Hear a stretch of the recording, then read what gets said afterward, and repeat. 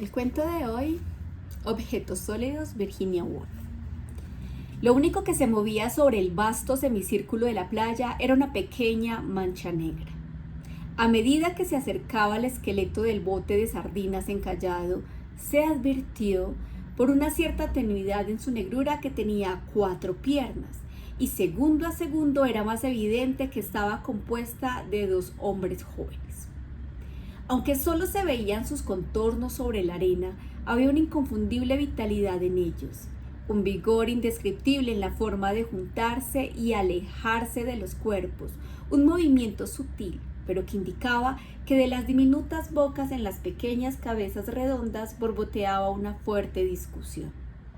No cabían dudas de esto al observarlos de cerca, al ver el bastón en la mano derecha elevarse una y otra vez. ¿Quieres decirme? ¿Realmente crees? Parecía decir el bastón en la mano derecha junto a las olas y dibujaba largas rayas rectas sobre la arena. ¡Maldita política!, se le escuchó decir con claridad al de la izquierda. Y al decir estas palabras, las bocas, narices, mentones, pequeños bigotes, gorras de tweed, botas de campo, chaquetas de caza y medias de los 2 hablantes adquirieron más y más nitidez. El humo de las pipas flotaba en el aire. Nada era tan sólido, tan vivo, tan consistente, rojo, hirsuto y viril como esos 2 cuerpos en miles y miles de kilómetros de mar y arena. Se sentaron junto al esqueleto del bote de sardinas negro. Es sabido cómo el cuerpo intenta deshacerse de una discusión y disculparse por el exabrupto, dejándose caer y expresando en esa actitud de relajación que está listo para cambiar de tema, a cualquiera que esté a mano a continuación.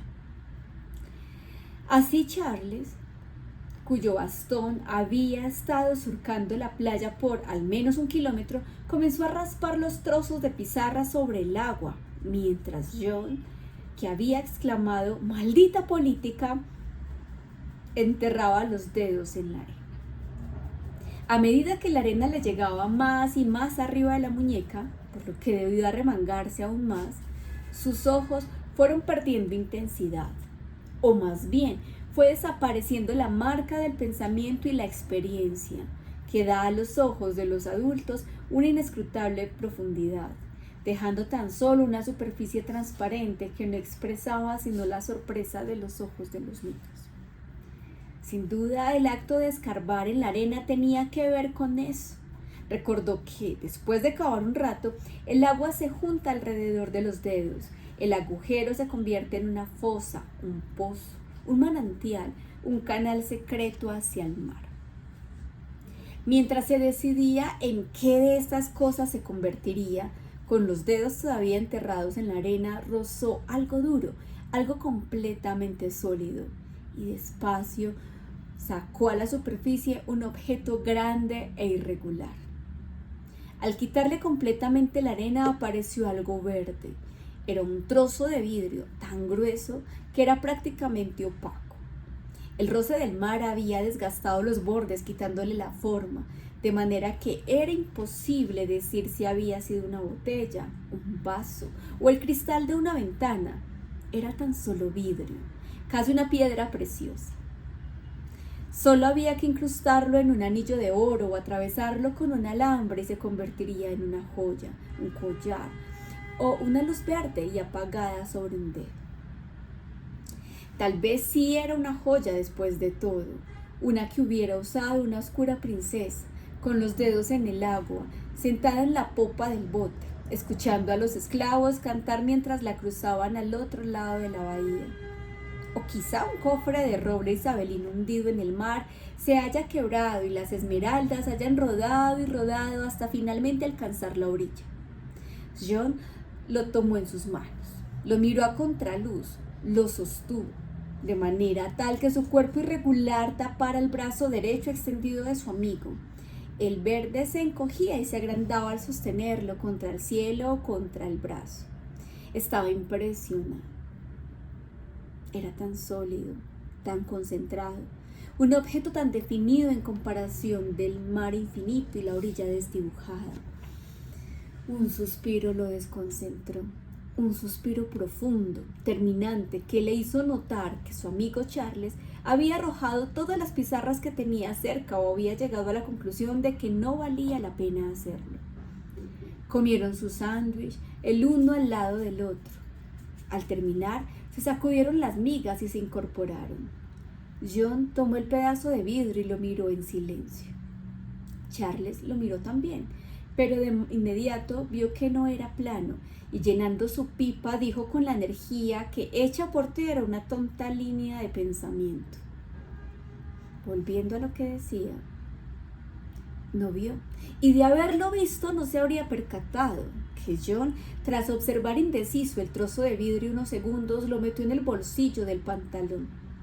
Tal impulso podría haber sido el mismo que lleva a un niño a recoger una piedra en un camino, prometiéndole una vida cálida y segura sobre la repisa de la chimenea de una guardería, regocijándose en la sensación de poder y benevolencia que brinda una acción semejante, creyendo que el corazón de la piedra rebosa de felicidad al saberse escogida entre millones iguales.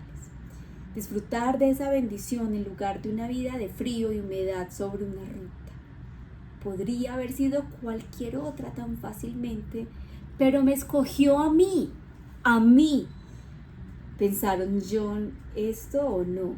El hecho es que el trozo de vidrio tenía su lugar sobre la repisa, donde aplastaba una pequeña pila de cuentas y cartas, y se convirtió además no solo en un perfecto pisapapeles, sino en un lugar de reposo natural de los ojos del joven al desviarse del libro. Al ser observado una y otra vez, casi inconscientemente por una mente que piensa en otra cosa, cualquier objeto se mezcla tan profundamente con los pensamientos que pierde su forma real y se recompone en otra ideal, algo diferente, que acecha al cerebro cuando menos se lo espera. Así John se veía atraído por las vidrieras de la tienda de curiosidades cuando salía a caminar, simplemente porque veía algo que le recordaba el trozo de vidrio. Cualquier cosa, basta que sea un objeto de algún tipo, más o menos redondo, quizá con una llama moribunda enclavada en el cuerpo, lo que sea, porcelana, vidrio, ámbar, roca, mármol, hasta el suave huevo ovalado de alguna ave prehistórica servía. Llegó incluso a caminar con la vista fija en el suelo, sobre todo en basurales, a dónde van a parar los desperdicios domésticos. De vez en cuando se encuentran objetos así en la basura, inútiles, sin forma, desechados. En pocos meses habría recogido 4 o 5 objetos que ocuparon su sitio en la repisa. Eran útiles, además, un hombre que se presentaba como candidato al Parlamento, a punto de comenzar una brillante carrera, tiene muchos papeles que mantener en orden, direcciones de electores, documentos, peticiones de suscripción, invitaciones a cenas y demás. Un día que debía reunirse con sus electores, al salir de su despacho en el colegio de abogados para tomar el tren, vio un curioso objeto medio escondido en uno de esos pequeños bordes de césped que rodean los inmensos edificios públicos. Solo podía tocarlo con la punta del bastón por entre las rejas, pero vio que se trataba de un trozo de porcelana de una forma de lo más curiosa. Era una perfecta estrella de mar. Parecía que la porcelana había sido tallada o se había roto por accidente en 5 inconfundibles puntas irregulares. Era azul en su mayor parte, pero las rayas o una especie de manchas verdes atravesaban el azul y unas líneas rojas le daban una vivacidad y un brillo de lo más atractivo. John estaba decidido a recogerla, pero cuanto más la tocaba con el bastón, más lejos la empujaba. Finalmente no tuvo otra opción que de regresar a su despacho, improvisar un aro de alambre que adhirió a la punta de un palo y con cuidado y destreza finalmente logró acercar el trozo de porcelana, ante lo cual soltó un grito triunfal. En ese momento el reloj dio la hora.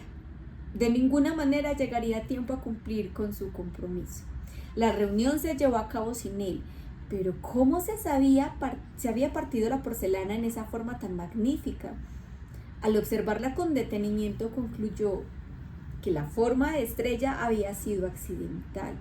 La hacía incluso más extraña y resultaba prácticamente imposible que hubiera otro objeto igual. Ubicó el objeto en la otra punta del trozo de vidrio que había desenterrado en la playa. Era una criatura de otro mundo, extraña, fantástica, como un arlequín. Parecía hacer piruetas en el espacio, titilando como una estrella intermitente. El contraste entre la porcelana tan vivaz y alegre y el vidrio tan sombrío y contemplativo lo fascinaba. Y entre sorprendido y maravillado se preguntó cómo los dos podían existir en el mismo mundo, ni hablar de estar ubicados en el mismo delgado borde de mármol en la misma habitación. No encontró respuesta. Comenzó a frecuentar los lugares donde era más probable encontrar porcelana rota, como terrenos baldíos en los alrededores de las estaciones del ferrocarril, casas derribadas y zonas en las afueras de Londres. Pero rara vez las personas arrojaban porcelanas desde una gran altura, algo de lo más extraño a decir verdad. Debía haber al mismo tiempo una casa alta y una mujer bastante imprudente e impulsiva para arrojar la jarra o la tetera por la ventana sin mirar si hay alguien debajo. Porcelana rota se encontraba a montones, pero rota en algún nimio accidente doméstico, de forma completamente involuntaria. De todos modos, si lo pensaba mejor, a menudo se sorprendía con la inmensa variedad de formas que encontraba únicamente en Londres, e incluso había más razones para sorprenderse y maravillarse con las distintas características y diseños. Los mejores se los llevaba a casa y los colocaba sobre la repisa, donde, sin embargo, su función se fue volviendo cada vez más ornamental, ya que los papeles para pisar disminuían más y más. Descuidaba sus tareas o las cumplía a desgano, y sus electores, cuando iban de visita, se extrañaban de cómo lucía la repisa. De ninguna manera lo escogieron para representante en el Parlamento, y su amigo Charles, tomándose la situación muy a pecho, corrió a consolarlo, pero lo halló tan poco conmovido por el fracaso que supuso que se trataba de algo demasiado serio como para que lo digiriera tan pronto. Lo cierto es que ese día John había estado en Barnes, donde bajo una aulaga encontró un extraordinario trozo de hierro. Era prácticamente idéntico al del vidrio en su forma, macizo y redondo, pero tan frío y pesado, tan negro y metálico, que evidentemente no pertenecía a la tierra y había caído de una estrella muerta, o era él mismo, una ceniza de la luna. Le pesaba en el bolsillo, pesaba en la repisa, irradiaba frío, pero aún así el meteorito fue a parar a la misma repisa que el trozo de vidrio y la porcelana con forma de estrella. Al recorrerlos todos con la vista, la determinación de recoger objetos, incluso más que extraordinario que esos, atormentaban al joven. Se dedicaba cada vez con más ímpetu a la búsqueda. De no haber estado enceguecido por la ambición y convencido de que algún día un nuevo descubrimiento echado a la basura lo recompensaría, las desilusiones que había sufrido, ni hablar del cansancio y la burla, lo habrían hecho abandonar la búsqueda. Con una bolsa y una vara larga con un gancho adaptable, revolvía todos los terrenos baldíos, escarbaba entre los matorrales, buscaba en todos los callejones y espacios entre las espadas donde sabía que podía encontrar objetos de este tipo arrojados a la basura. Al volverse más exigente en la búsqueda y menos flexible en su gusto, las desilusiones se volvieron innumerables, pero la esperanza de encontrar algún trozo de porcelana o vidrio, marcado o roto de forma curiosa, lo animaba. Pasaron los días. Ya era un adulto. Su carrera, esto de su carrera política, era parte del pasado. Ya nadie lo visitaba. Era demasiado introvertido como para invitarlo a cenar. Nunca hablaba con nadie acerca de sus verdaderas ambiciones. Era evidente, por cómo se comportaban los demás, que no lo comprendía. Apoyó la espalda contra el respaldo del sillón y miró a Charles tomar con indiferencia los objetos de la repisa una y otra vez, y volverlos a apoyar enfáticamente para remarcar lo que decía acerca de la conducción del gobierno. «Dime la verdad, John», dijo Charles de repente, volviéndose y mirándolo a los ojos. ¿Qué ha sucedido para que abandonaras todo de un día para otro? No he abandonado, contestó John. Pero ya no tienes la más mínima oportunidad, dijo Charles con severidad. No estoy de acuerdo contigo, dijo John con convicción. Charles lo miró con profunda incomodidad. Estaba completamente confundido. Tenía la extraña sensación de que hablaban de cosas distintas. Miró alrededor para encontrar algún tipo de sosiego ante ese horrible pesar. Pero con el desorden de la casa se sintió aún más abatido. ¿Qué significa esa vara y esa vieja bolsa arpilera colgada en la pared? ¿Y esas piedras? Miró a John. Algo duro y distante en una expresión lo alarmó. Estaba completamente seguro de que jamás integraría una plataforma electoral. Lindas piedras, dijo tan alegremente como pudo, y diciendo que tenía un compromiso por cumplir, se despidió de John para siempre.